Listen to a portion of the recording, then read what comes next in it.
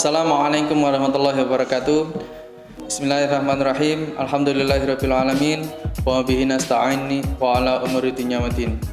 Wassalatu wassalamu ala asrafil anbiya'i mursalin sayyidina Muhammadin wa ala alihi washabihi ajmain. Amma ba'du.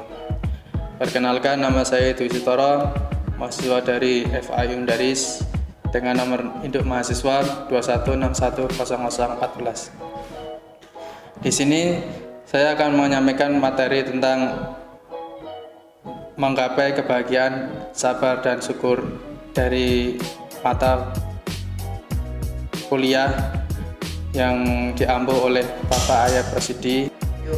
Langsung saja, nanti ada PPT di sini, kita simak bersama-sama. Menggapai kebahagiaan dengan sabar dan bersyukur. Di sini saya menyampaikan tujuan pembelajaran. Tujuan pembelajaran meningkatkan kecintaan peserta didik terhadap Al-Quran dan hadis, membimbing peserta didik agar mampu membaca, menerjemahkan, menganalisis kandungan ayat Al-Quran dan hadis.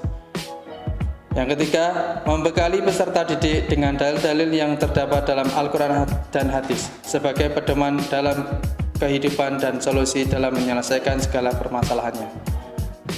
Yang keempat, meningkatkan pemahaman peserta didik secara tekstual dan kontekstual dan pengalaman isi kandungan Al-Quran dan hadis secara komprehensif dan mendalam. Yang terakhir adalah melahirkan perubahan sikap dan perilaku peserta didik sebagaimana nilai-nilai yang diajarkan dalam Al-Quran dan hadis. Peta kompetensi. Materi: hadis riwayat Muslim dari Abu Yahya Shu'aib bin Sinan, hadis riwayat Tirmidzi dari Abdullah bin Abbas, dan hadis riwayat Bukhari Muslim dari Abu Hurairah. Aktivitas siswa: membaca, menghafal, berdiskusi, tanya jawab, analisis, penugasan, dan presentasi. Keterampilan: sabar, pandai berterima kasih, berpikir kritis, berkomunikasi, berkolaborasi, dan berkreasi. Coba amati gambar di samping. Apa yang kamu pahami tentang gambar yang ada di sini? Ya, itu adalah seorang pesepak bola yang dari sepak bola Liga Inggris. Itu seorang muslim, dia sedang bersujud syukur atau berterima kasih kepada Allah Subhanahu wa taala. Pertanyaan saya, satu, apa yang dimaksud dengan syukur? Yang kedua, bagaimana cara kita bersyukur kepada Allah Subhanahu wa taala? Mari kita pelajari tentang hadis dan Quran yang termuat dalam Al-Quran dan hadis. A. Isi kandungan hadis riwayat Muslim dari Abu Yahya Shu'aib bin Sinan dalam indahnya sabar dan bersyukur. Isi kandungannya adalah An Abi Yahya Shu'aib bin Sinan qala Rasulullah sallallahu alaihi wasallam, ajaba li amril mu'mini inna amruhu kulluhu khairul laisa dzalika li ahadin illa lil mu'min in asabathu sarrahu syakara fakana khairan lahu wa in asabathu darra wa sabara fakana khairan lahu, rawahu Muslim. Artinya, dari Abu Yahya Shu'aib bin Sinan radhiyallahu an berkata, Rasulullah sallallahu alaihi wasallam bersabda, alangkah mengagumkan keadaan orang yang beriman karena semua keadaan membawa kebaikan untuk dirinya. Dan ini hanya ada pada seorang mukmin. Jika dia mendapatkan kesenangan, dia akan bersyukur, maka itu adalah kebaikan baginya. Dan jika dia ditimpa musibah atau kesusahan, dia akan bersabar, maka itu adalah kebaikan baginya. Hadis riwayat Muslim. Hadis ini menunjukkan besarnya keutamaan bersyukur di saat senang, senggang, dan bersabar di saat susah atau sulit. Bahkan kedua sifat ini yang merupakan penyempurna keimanan seorang hamba. Makanya kita harus mempraktekkan dalam kehidupan tentang antara bersyukur dan bersabar. Abdullah bin Mas'ud berkata, iman itu terbagi menjadi dua bagian. Sebagaimana adalah sabar dan sebagaimana lainnya adalah syukur. Makanya kita mempraktekkan dalam kehidupan ini dengan sepenuh tenaga dan sepenuh apa yang kita ketahui tentang syukur dan sabar. Dalam Al-Quran Allah berfirman, memuji secara khusus hamba-hambanya yang memiliki dua sifat. Ini sebagai orang-orang yang bisa menggapai pelajaran ketika menyaksikan tanda-tanda kemahakuasaan Allah. Inna fi dzalika liayati likulli sabarin syakur. Yang artinya sesungguhnya pada yang demikian itu benar-benar mendapat tanda-tanda kemahakuasaan Allah bagi setiap orang yang sangat sabar dan sangat bersyukur. Seorang hamba yang sempurna imannya akan selalu bersyukur kepada Allah Subhanahu wa taala ketika senang dan bersabar ketika susah. Maka dalam semua keadaan senantiasa dia ridha kepada Allah Subhanahu wa taala.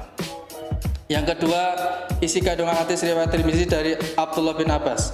An Abdullah ibni Abbas radhiyallahu anhuma qala Rasulullah sallallahu alaihi wasallam wa'lam annan nasra ma'as sabri wa annal faraja ma'al qarbi wa anna ma'al usri yusra, rawahul Tirmidzi.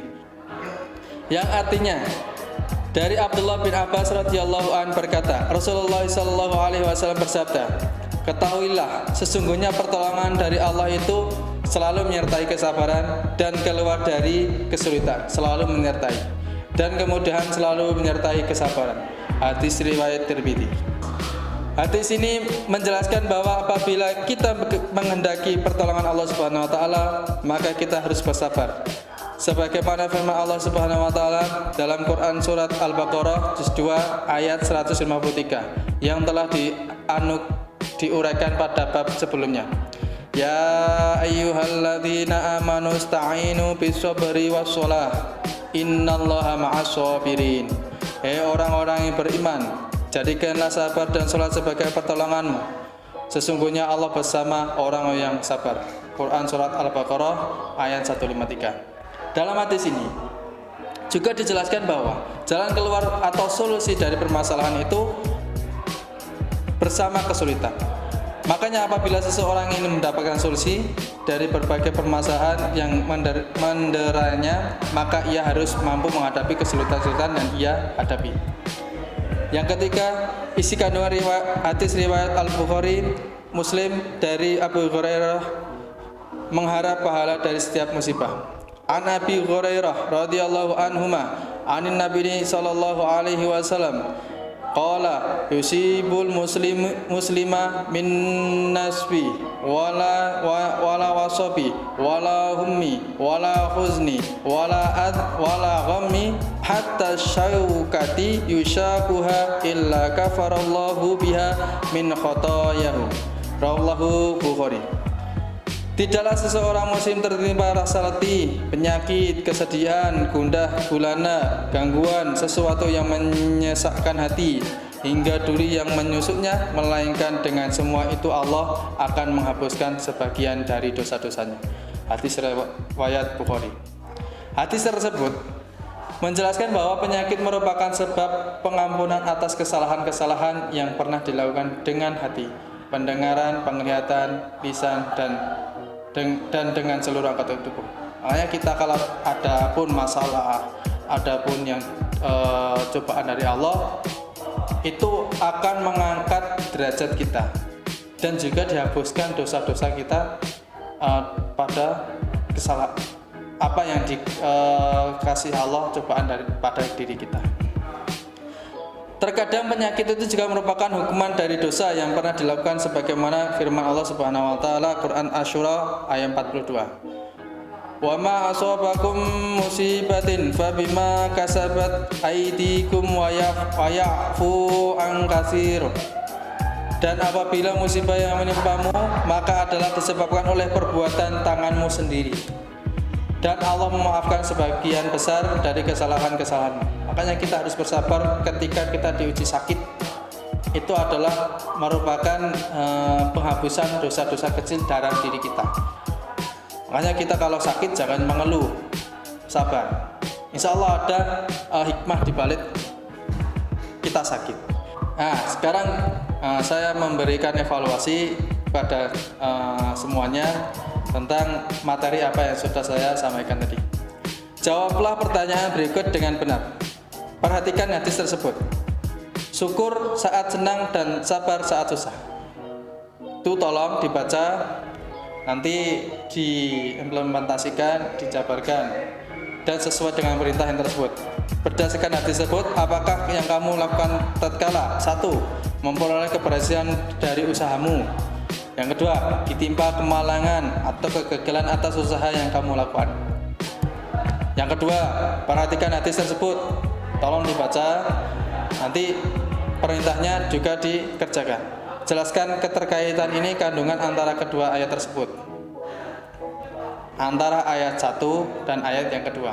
Yang ketiga, 2 bulan terakhir Adi susah dapat masuk sekolah sebagaimana biasanya. Sejak kakinya cedera saat bermain bola. Ia senantiasa mengeluh marah-marah karena sakitnya yang tak kunjung sembuh. Bagaimana pendapatmu tentang sikap Adi tersebut? Nanti dijelaskan, ditulis di buku tulis dan dikumpulkan. Oke, terima kasih pertemuan kali ini. Semoga bermanfaat bagi kita semuanya. Kurang lebihnya saya mohon maaf. Assalamualaikum warahmatullahi wabarakatuh.